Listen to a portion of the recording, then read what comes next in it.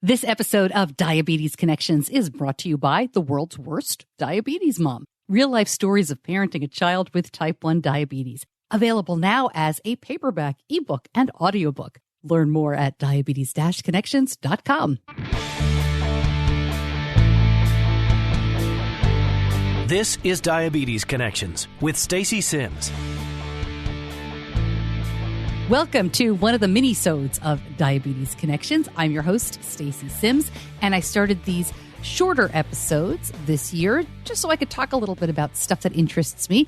We still have our weekly episodes every week that are longer and more interview-based, but these are just little bits of topics, one at a time, where I want to kind of share what's on my mind and then hear back from you, whether it's in the Facebook group or elsewhere on social media. If you are new, we have a terrific Facebook group. It's Diabetes Connections, the group. Please reach out and join, and you can always reach out via email or other social media. I am Stacey at diabetes-connections.com. And today I want to talk to you about some thoughts on Control IQ, the new hybrid closed loop system from Tandem. The emails for Control IQ were set to go out this week, so I'm sure there is a lot of online chatter and, scrambling for this, and did you get your email and that kind of stuff, and did you get your prescription, and do you have it yet, and have you downloaded it? And I thought it would be fun to just take a moment before we start sharing our thoughts about Control IQ and trying it, just for the record, kind of to get this down. What are my hopes? What are your hopes for Control IQ, and really for a lot of these hybrid closed loop systems? I think the perspective on this has to depend on when you entered the diabetes community. I know we have people listening who have been diagnosed for years and years, 50 plus years, 60 plus years, and their perspective is going to be very different than someone whose child perhaps was diagnosed 6 months ago. So just as a reminder, my perspective is that of a parent whose child was diagnosed 13 years ago at 23 months, who went 7 years with no CGM because, frankly, we didn't really feel like it was accurate enough to put a second sight on my kid's body. And by age 9, it really became his choice. And then when he chose to do it, I don't think he's taken it off for more than 2 days, maybe a beach trip here and there. But we really are huge fans of CGM. And he's had a pump since he was 2.5. So that's my perspective. Look, I know this is not going to be perfect, right? I mean, all this technology has issues. But what I am hoping for is not, perfect numbers, right? I don't think Benny's A1C is going to suddenly go down to 5.8. And that's not my goal. What I'm really hoping we get from Control IQ is less stress, less of a mental burden on both of us, and more freedom for Benny. And let me just talk a little bit about that, because if you know me and you've listened to the show, we give him a lot of freedom. But a perfect example is he was at a wrestling tournament. I mean, he's just off crutches recently, but the kid hasn't missed a practice or a meet. He just really likes to go and be part of the team, and they put him to work. He's been great. But he went to a trip where he was catching the bus at school at 6 a.m. They took the kids. This was a Saturday. They took the kids about 45 minutes away, and he didn't get home until 8 o'clock that night. They feed them on the road. It's a lot of potluck. It's a little bit of fast food, but it's really nice. A lot of the parents get together and make homemade stuff. And I pack lunches for Benny too, just because he likes to eat certain things. It's not about diabetes really. And then, I try not to hover and check in all day. Obviously, I can see his blood sugar on the Dexcom, and he's responsible for remembering and taking care of himself. And on a lot of these days, and this happens really just about every weekend during wrestling season, and usually once during the week they have a match after school too.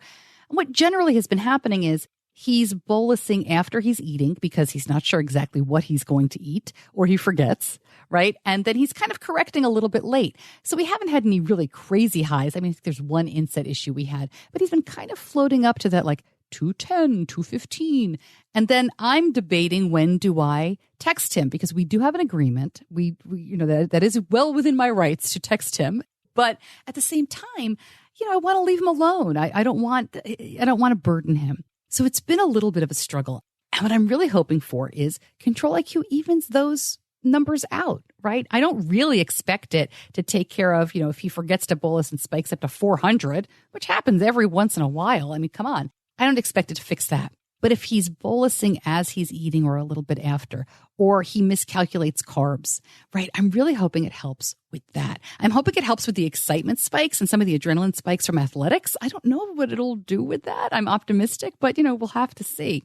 What I hear about all the time for people who have done the DIY loops is that they don't necessarily have, quote, better control or more in-range numbers. Because a lot of the people who do DIY are, frankly, they had really low A1Cs to begin with, many of them. I know as you're listening, you're saying, not me. Okay, I'm just making a generalization. Stay with me.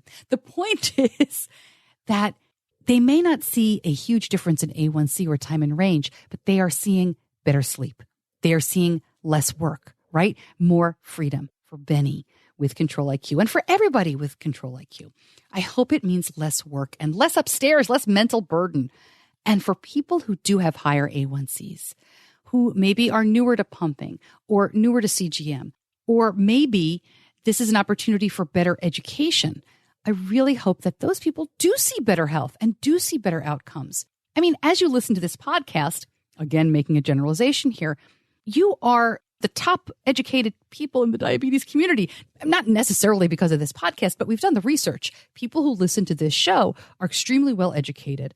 You're seeking out more information. You're in the Facebook groups. You're reading stuff, right? You kind of know what's going on. And if you tuned in to learn about Control IQ, just the fact that you know what it is called and what it is means you're better educated than probably, I'm going to throw out a number that I'm making up, 80% of people in the diabetes community. And those are the folks that if they have access to this technology, which is a whole other story altogether, the cost, the access, we must acknowledge that. But if they can get this, those people are going to see huge decreases, I think, in A1Cs. And that's really exciting stuff. Is this a solution? A cure? Of course not. And as I just touched on there, we have bigger issues. The cost of insulin, access to this technology. Education for endocrinologists, access to endocrinologists mostly for adults with type 1 diabetes, right? There's so much going on here. I didn't mean to get off on a tangent, but my expectation for Control IQ is not that we're going to see miracles. We already sleep through the night pretty well, but I'm hoping that he can continue to have the independence that I give him with more time in range, with less nagging from me. In the back of my mind, I'm really thinking about camp later this year. If you're not familiar, Benny goes away to non-diabetes, regular sleepaway camp for a month every year. And he does really well. That's a topic for another time. I probably will do a Minisode on camp. But, he does run higher for that month. Some of that in our thinking is about safety, but most of that is about he's a kid who's basically responsible for his care 24/7 at this camp. And he will often bolus late or forget a correction bolus. I can't wait to see what Control IQ does for him at camp. It's going to be really exciting all around. I know a bunch of you listening are thinking, I'm not going to go with Control IQ. I've heard from many people who already say they're going to wait and let it roll out. And then when all the bugs are done, they're going to go ahead and take the plunge themselves. Well, we plan to get it the minute it is available to us. Our endocrinologist, we just saw him at the very beginning of January. He said the prescriptions are in. We are all set. So it's possible by the time you hear this that we already have it and we're using it in Benny's pump. Although I doubt it. We'll see. And I'll post in the Facebook group and we'll give a review, of course, as soon as we possibly can. But man, I'm thrilled to think about this. And if you use another type of insulin pump and you're still listening, of course, Insulet has its own system coming out. Medtronic has a new pump coming out. There are more CGMs coming to market. There's going to be a lot more to talk about, of course, when it comes to hybrid closed loops. But we've been waiting for this for a long time. And I'm so excited to see what it does for Benny. And, Benny would probably be the first to tell you that I am the world's worst diabetes mom. If you'd like to learn more about the book or about me, you can head on over to diabetes-connections.com and be sure, if you're new especially, to check out our extensive archive of shows. You can search by keyword or by subject, and we will be back next week with our regular interview, longer episodes, and those drop on Tuesdays. Beginning this month, we have added transcriptions for every episode, and you can see those over at the homepage. Just click on the individual episode homepage and scroll down, and you will see the text of the episode. A lot of people have been asking for that. I'm really excited to provide it. Thank you so much for listening. I'm Stacey Simms. I'll see you back here on Tuesday Until then, be kind to yourself.